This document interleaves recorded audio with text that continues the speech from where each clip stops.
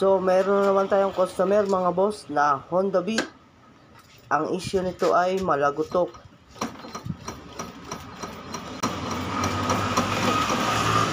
Yan mga boss, oh, lakas oh.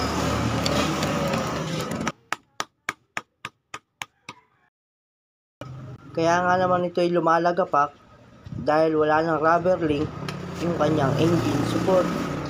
Kaya naman natin ito ibabaklasin para palitan dahil lumusot na yung kanyang rubber link. Kaya naman hindi na tayo bago sa mga gantong issue dahil ganito talaga nangyayari sa mga Honda Beat, lalo na yung Honda Click. So kailangan nga pala natin baklasin yung cover sa ilalim para makagalaw tayo ng maayos para mabaklas yung mga axle. Siyempre tatanggalin natin tong pinaka engine support saka yung dalawang tornilyo mahaba.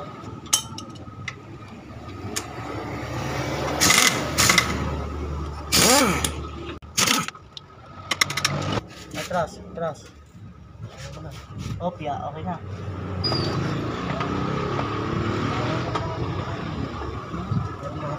Hindi nakatusok yung bukas kasi kaya kailangan i-atlas konti pa, konti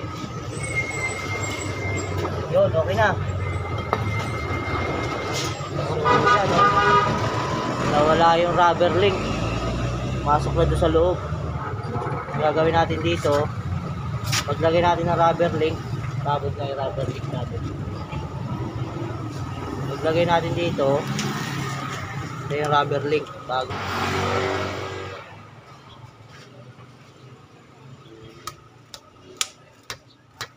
Tigas naman, ba't natatanggal? Ano? Siyempre katagalan yan, tanggal yan. Sa kanya lalagyan ng malubak siguro strap para wala ng baklasan. Ayan na. So ikakabit na lang natin. Yan o. Yung pinaka rubber link nyo, nahugot ko. Halos durog na. Saka lumambot na siya oh. So ito na yung bago natin, yung lupa. Saka wala na gaano umbok, bawas na naubos pa lang.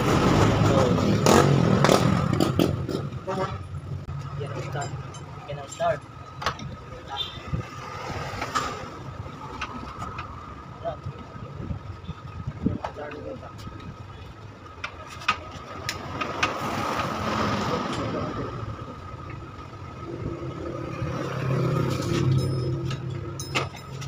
Sige.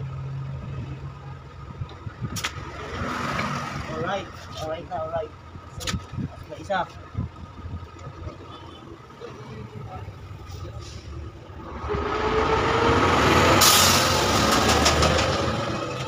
Kung ano pa pati? Kung ano pa ito?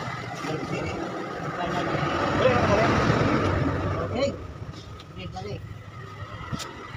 Yan. Sige. Alright. Okay na. Ganun lang siya kahirap. Mga boss. So okay na mga boss. Nakakabit na natin.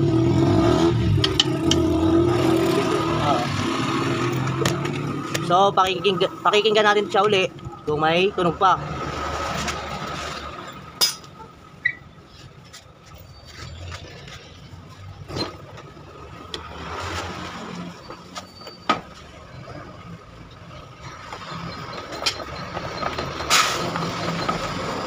So wala na mga boss, diba?